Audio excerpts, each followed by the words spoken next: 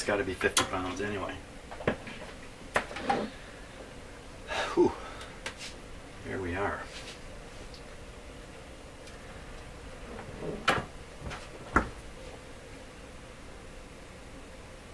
So what we'll do is we'll do a close-up examination in here. Wow, just a huge can inside it all. I'm trying to remember, the wire I found that was off last time was a real fluky thing. It might have been up in here. It was just a complete fluke. Not last time. This is actually a couple times ago when it stopped working completely. All I did was reattach one wire and away she went again. But this time I'm sure something has degraded. And if I remember right, this thing's full of unusual tubes. Wow. Okay, let's do the close-up. Let's get going here. Put a little more light on the subject.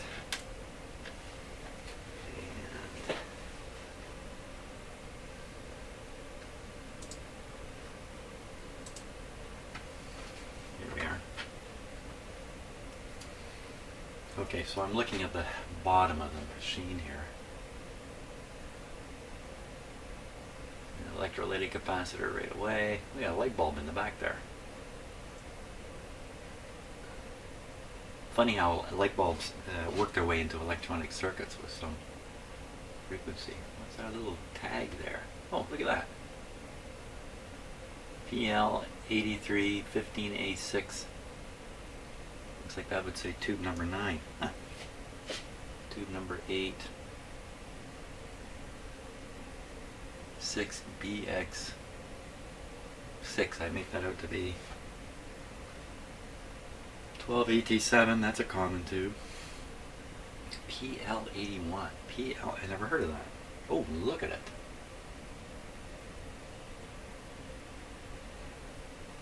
What if it's some kind of specialized tube?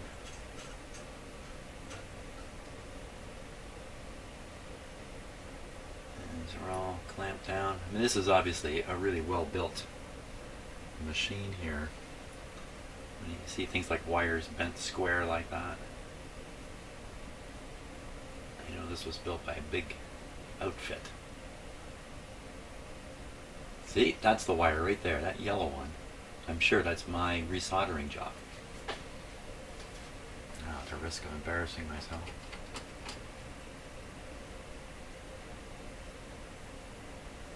I think that's it from previous, but I don't think it has anything to do with the problems now. So all these switches. Oh! Oh, the shaft. Many stories down. Through the sub-basement. Oh, here's the switch right here. It's like loaded with capacitors and resistors.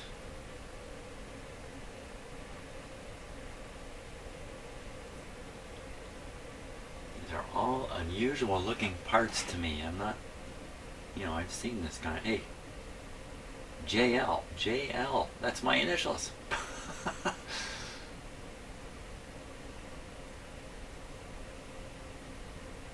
That wood there, that's my bench top. You're seeing it's not part of the, there's no wood in this thing. Oh, here's a big capacitor.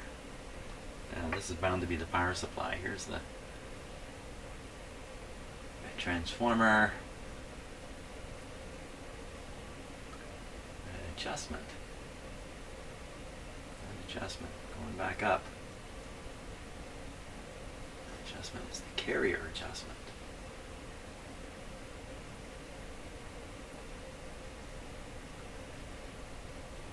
Right near the power supply.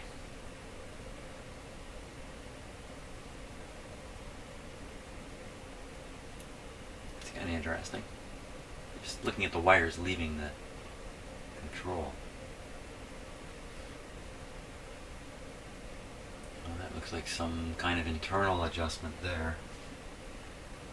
Let's go check the floor above here. Yeah, that's it there, that black circular thing, yeah. Oh. Yeah. I thought that was a bad solder job there, but no, no, no. So, a likely bad actor is, where'd it go? Where'd he go?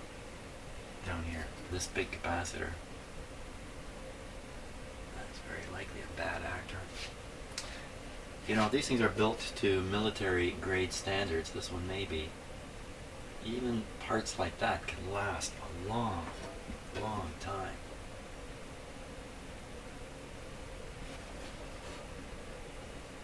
That's the same one there. Combine all these fuses. And there's a 2 socket there. Kind of losing my light here.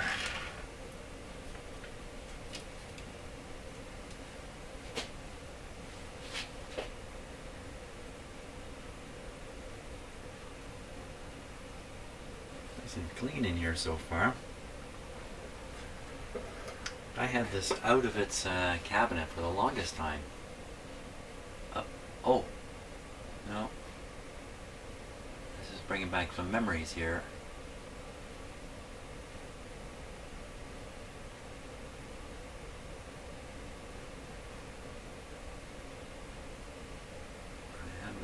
Maybe the wire was right along here that I reconnected. Because I remember it was stupidly easy to spot it. It wasn't buried anywhere. And I never could determine at all why this wire might have come off. There's just no reason for it. I'm sure those are all good. It's a pretty big honking resistor there. I think that's a resistor.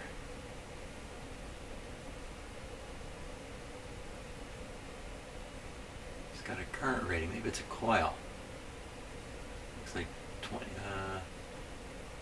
325 volt something milliamps.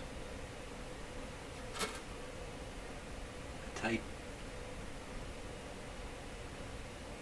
S, I don't know what that is, STOM 27, I don't know what that is. I wish I had the schematic for this because I still don't. I don't think I'm going to find it. And I'm left guessing, and that's not good at all. So, now, there's a huge can in this thing, in the back of this thing. Of course, in there is going to be the variable capacitor or inductors, however this tunes. By the way, that's the handle that I've got stored away inside here like this. So it's not on the outside, making it hard to stack this. So, you know, I don't imagine there's really any problem with all this stuff back here. What's inside the gigantic can, along with the tuning capacitor, I don't know, it's got ventilation holes in it, so we know there's something going on in there. Got a little porthole here. Look at the number of screws holding it on. I really don't want to fool around with these things. You know, my Hammerland radio is suffering because I took piles of screws out, and over the years lost a few here and there. Always meant to put them back in, never did. I still mean to put them back in as soon as I can find my Hammerland screws, which I kept in a little special cup right near the radio. Then I moved. Who knows where the cup is? Lubra.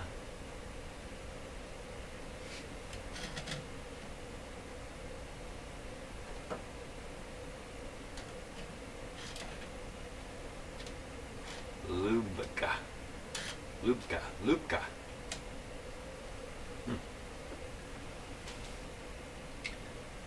Okay, well, I think, let's see, what are we going to do here with this thing? It's another couple capacitors there, I think.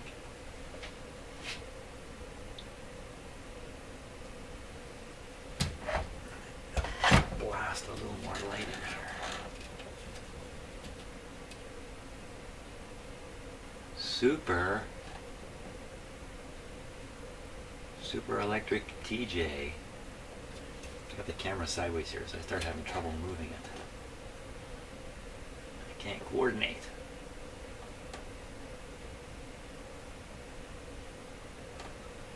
I think it says electrolytic right on it there. So there's two electrolytic capacitors right in here.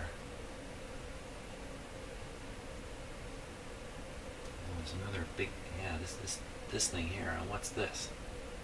This could be a choke. You see a couple wires coming from it. Ooh.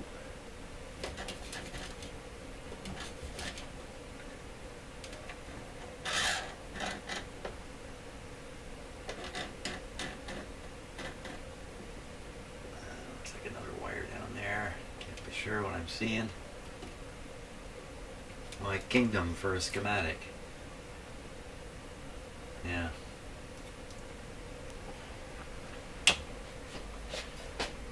Probably not hard to find a replacement for that. That needs a replacement. Or the other capacitors. I mean, they're going to be labeled. I'm going to know how big they are. Whether they need to be replaced, that's really the more difficult question. So what I can do is I can scope the B+, measure the voltage, look at the waveform, see if there's some hum left in it. That might explain some of the hummy sort of stuff I saw on my scope from the output of this, but there's a suggestion that that hummy image may have just simply been because I have everything in my shop on an isolation transformer, and I may have set up some sort of weird grounding thing. Type 125. Yeah, I think I'm flogging a dead horse here. Oh, there's tubes in the back up here.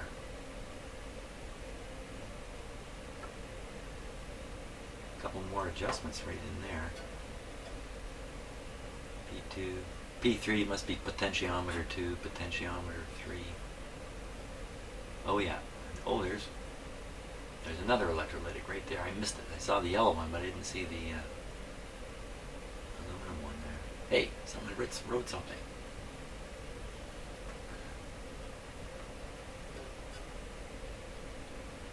That's a very fancy looking 23. Pot 1, oh, there it is right there.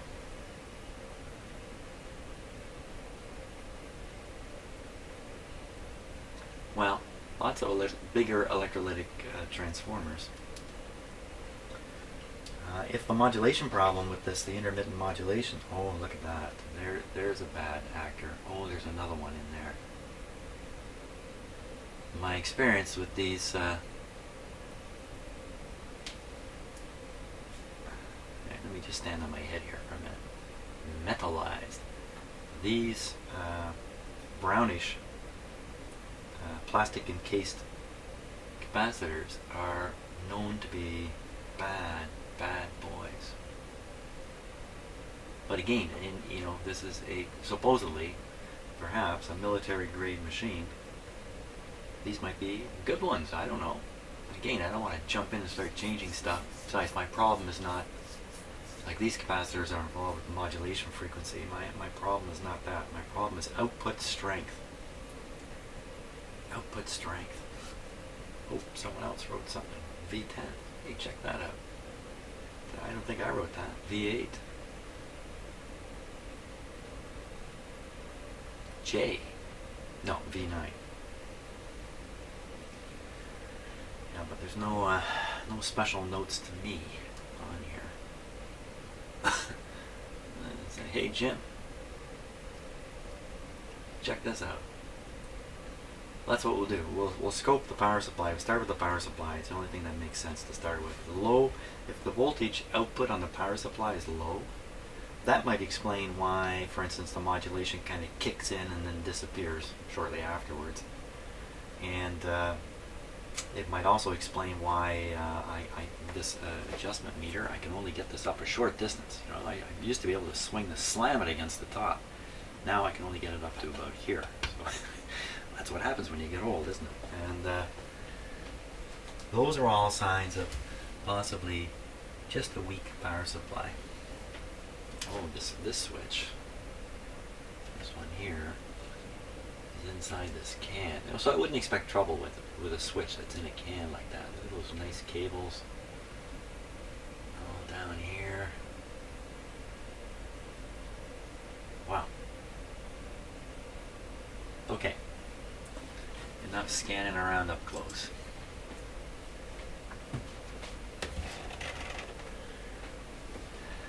Let's hook them up.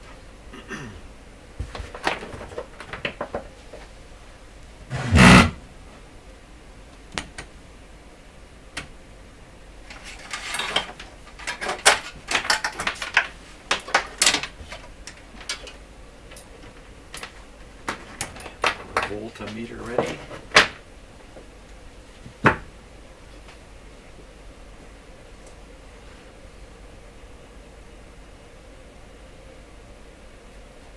Just thinking a little bit there in silence. Plug it in, but it won't be turned on by any means. There we go. Now, good guess is right off the top of that capacitor is where I'm going to find the high voltage to read. Now, what do you expect to see? Again, I don't have the schematic. Gotta do some guesswork here.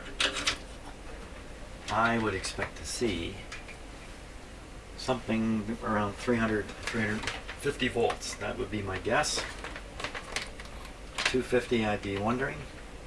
150 I'd be pretty sure something's wrong. 6,000 and I'm out of here. Okay. I think we're all set here. So the switch is currently off. Apply power. We're going to put it on restricted power to start.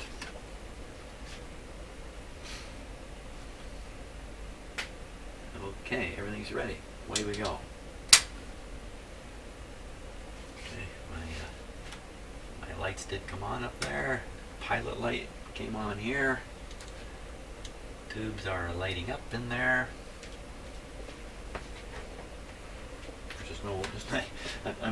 I spend so much time working on radios. When you turn something on, a moment later you start hearing the hiss or something. Of course, there's nothing coming out of this. Okay, let's see if we can sort out what's up. I'm going to change the lighting here in the shop a bit.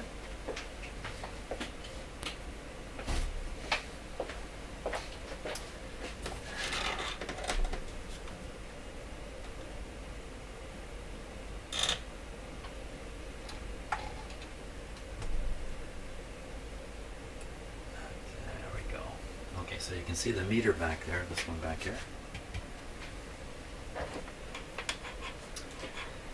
Let us look. Here we go.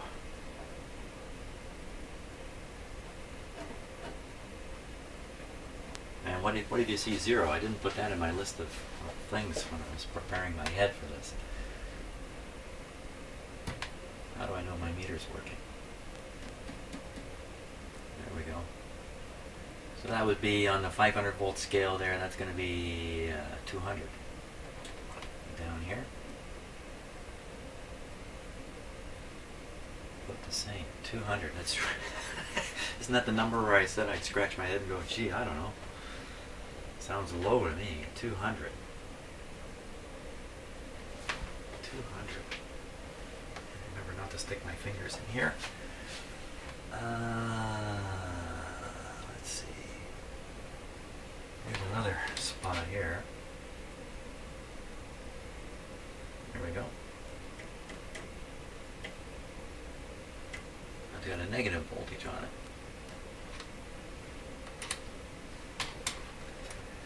Just a little bit surprising.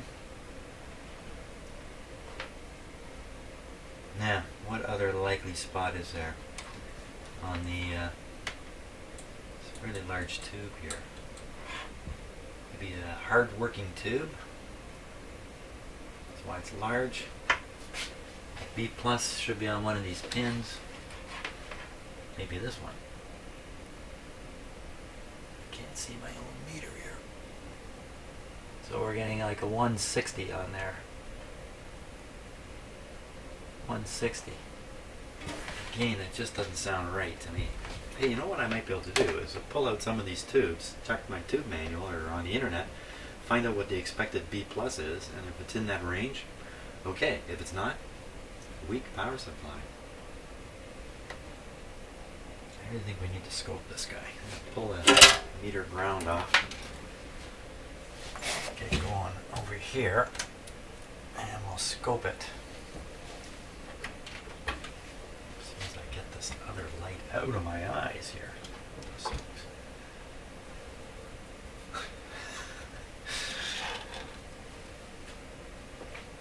I gotta learn all new techniques in this new shop for camera angles and lighting and all kinds of stuff.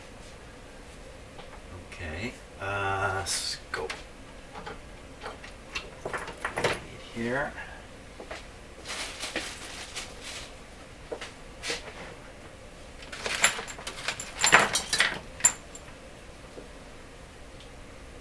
Just finishing up a big redecorating job in my rec room here in my new house. Once that's done, I'll be able to turn attention to going the next step here in my shop. Just building shelves and things like that. Now that I've worked in here for a while, I kind of have a notion how it should be. I'm ready to go. I'm taking my shop the next step. Okay, so put the ground on from the scope. Right on the top of that capacitor again. So while I'm doing that, you can keep your eye on the scope here. We're gonna put up to 50 volts per division. I'm going to switch it to DC. And I'm going to clip on here where I took the voltage measurement earlier.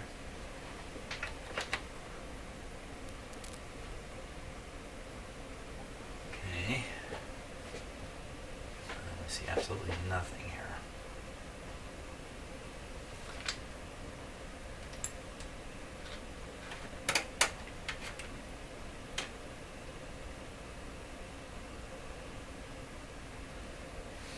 Take it off DC. Hey man, where are you?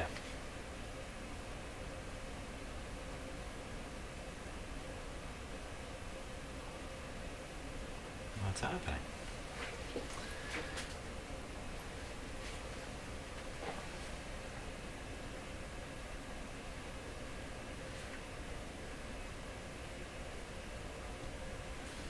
Hey, what's happened here to my scope? Maybe that's what happened. I had the thing racing along so fast.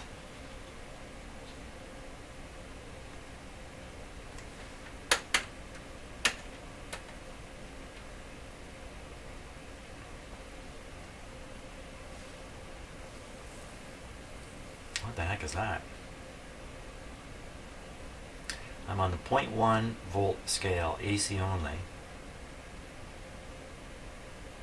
I put it on DC. Disappeared right off the screen, even on the 50 volt per division here. What the heck am I reading here? That's the ground off. Put it back on.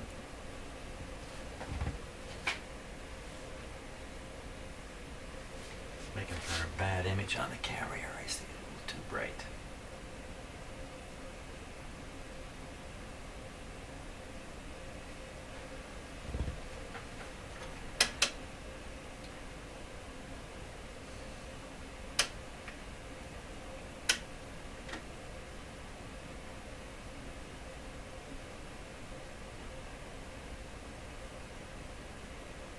It's ugly, that's for sure. That's really ugly. That's not the kind of thing I would expect to see.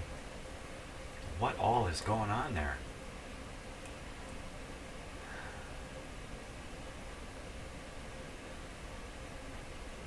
Huh.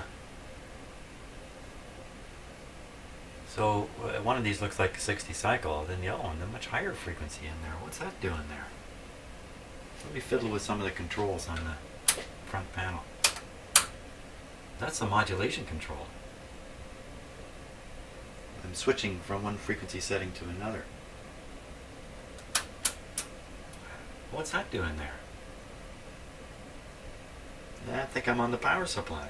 Am I not on the power supply?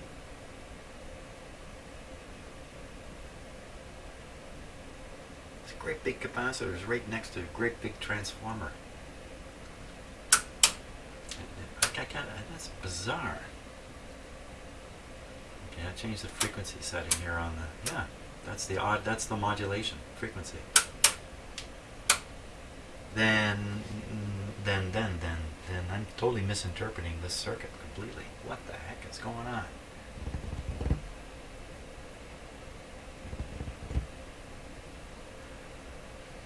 "35 videos, that's what it's going to take, for sure." Okay, let's take a closer look at what the heck I've done here.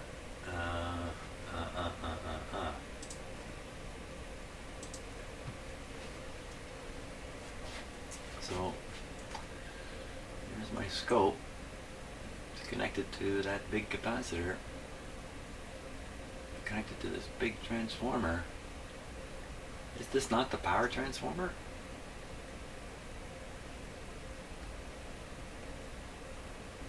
Okay, let's... Here's the power cord here. Here's the power cord. Good luck trying to follow this.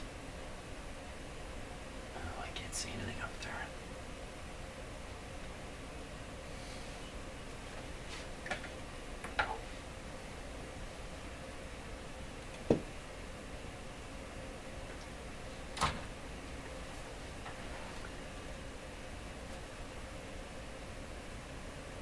Kind of behind those two capacitors you see that look like they're bolted to the frame. I'm guessing those two capacitors are on either side of the line, and the yellow wires coming down is the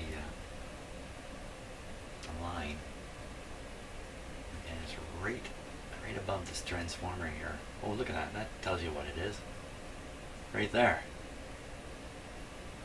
22, 40, you know, so it looks like it's designed for power supply transformer. It's got to be the case.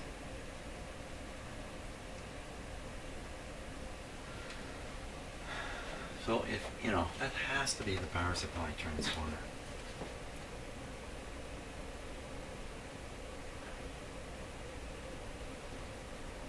Lots of terminals all over the place here. Hard to know exactly what's connected to what.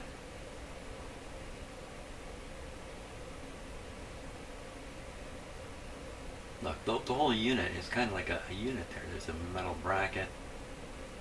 That has to be the power supply transformer, or capacitor, filter capacitor.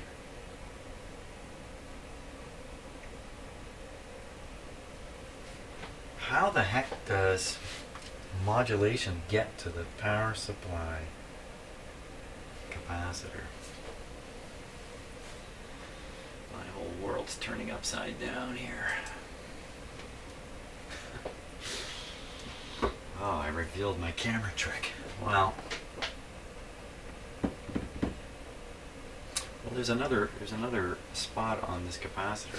There's three terminals on the top of that capacitor. One of them I think is the ground. Whoops. Oops.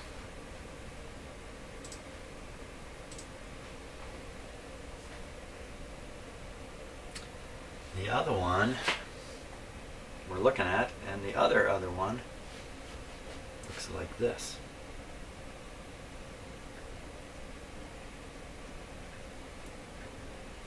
Just trying to get my clip onto it here. There we go. Looks like that. Hey, where'd he go?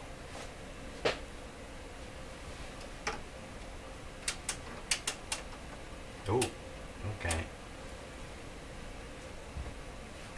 What the heck is that doing there?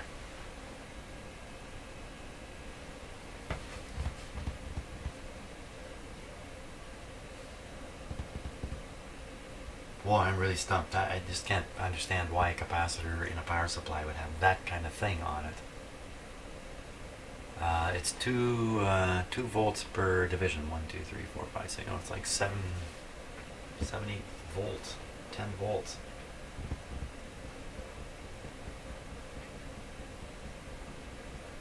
Let me change the.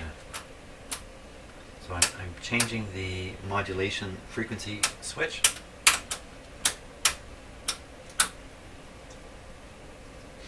There always was a funny wobble in the output when you switch this switch. Instead of going nice and neatly to the next tone, it would kind of warble around the next tone for a second or two, and then settle in on it. I think that's what you see right there. That's the warble, that jump, little jump up and down. The modulation level is causing a variation in a DC voltage. That's what makes the scope kind of pop like that when you've got it on AC. I'll turn the modulation up and down. I'll turn off internal. Still does the same thing, even though the generator's not utilizing the internal modulation anymore. Makes no difference there. Well, that's a mystery. I'm really mystified here. How about this switch? This shouldn't do anything. This is the switch for the meter, switching it from showing the carrier strength to the modulation percentage. The modulation percentage comes up on the meter perfectly fine, so that indicates the meter itself is operating okay. Carrier level does a little something way at the bottom there, but for the most part it's not doing anything to that scope output.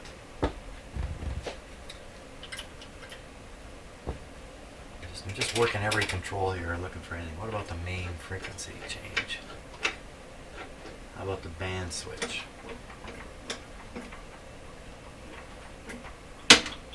No, just a little bit of movement up and down from, I think, a change in DC level. Well, I'm just totally mystified as to what is going on here.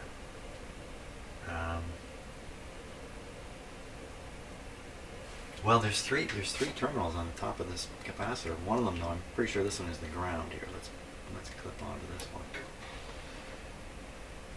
Shouldn't get anything under any circumstances. Yeah, there's nothing there. Ain't nothing there. So, I think I don't know what to do here. I don't know what to do. The unit is basically working. The output, it appears to be weak. It looks like it has some dirty switch contacts. Oh, hey. That's what I can do. Let's clean up a few switches here.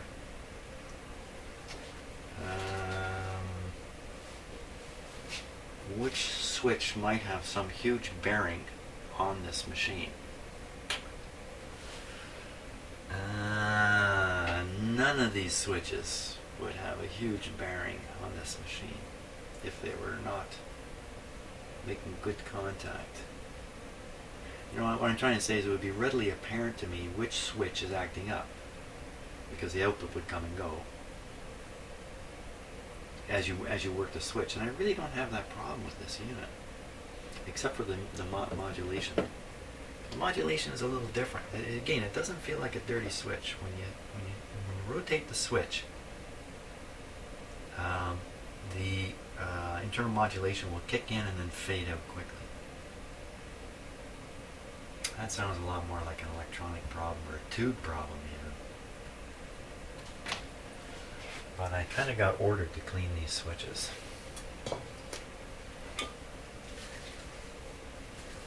Okay, switch this off while I do this.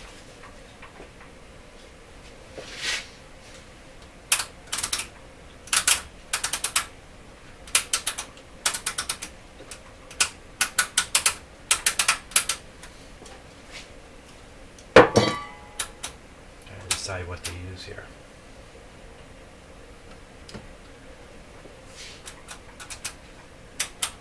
That's whip a little alcohol in there because I'm just worried about spraying. I don't want to spray WD-40 into this machine because of the residual oil. If I haven't said it before, this isn't even the right alcohol here to use. This is rubbing alcohol, which actually has a component in it which will not evaporate, will leave something behind.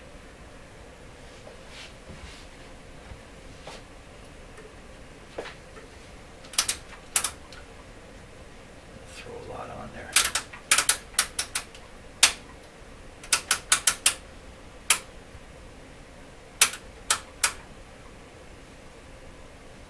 Clean as a whistle.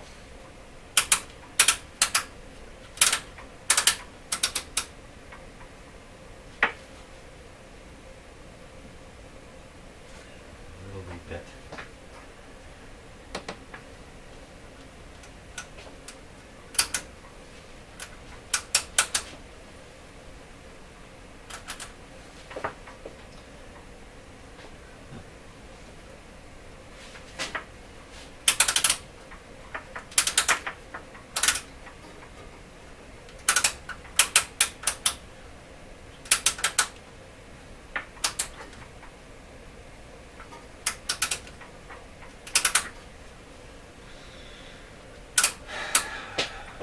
Again, it's a modulation switch. If it doesn't make contact, there's no modulation, the rest of the unit should work.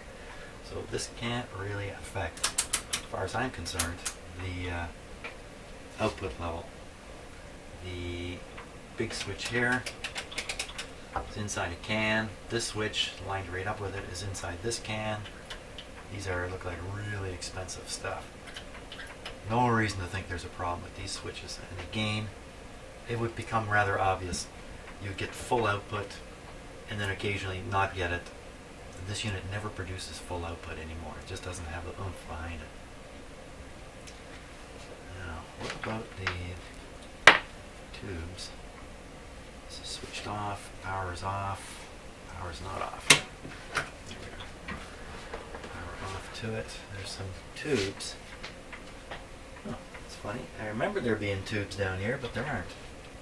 Oh yeah. There's one. Hidden behind this metal shield. That's... the back of this plate has felt on it, pushing the tube into the socket. That's probably the rectifier tube there. Wow, it's really hidden away in there. Not easy to get it out. And again, no schematic. I don't even have a tube list. All these tubes were labeled. Shouldn't that be labeled too? Come on, show me the tube number. Looking way up in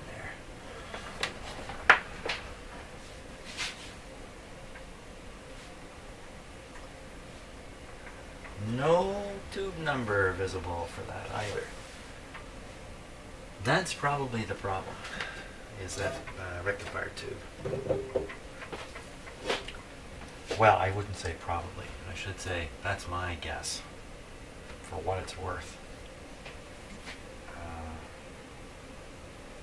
The B plus was only a couple hundred volts. That's low. The rectifier tube could be dropping a lot of voltage because it's worn out. Not leaving enough for the unit. I would think that would make that tube gargantuanly hot, which wouldn't help matters either. So I think that's as far as I can go right now. So comments on the weird scope stuff would be quite welcome, and somebody find me the schematic for this thing. Thanks for watching, and I'll see you next time.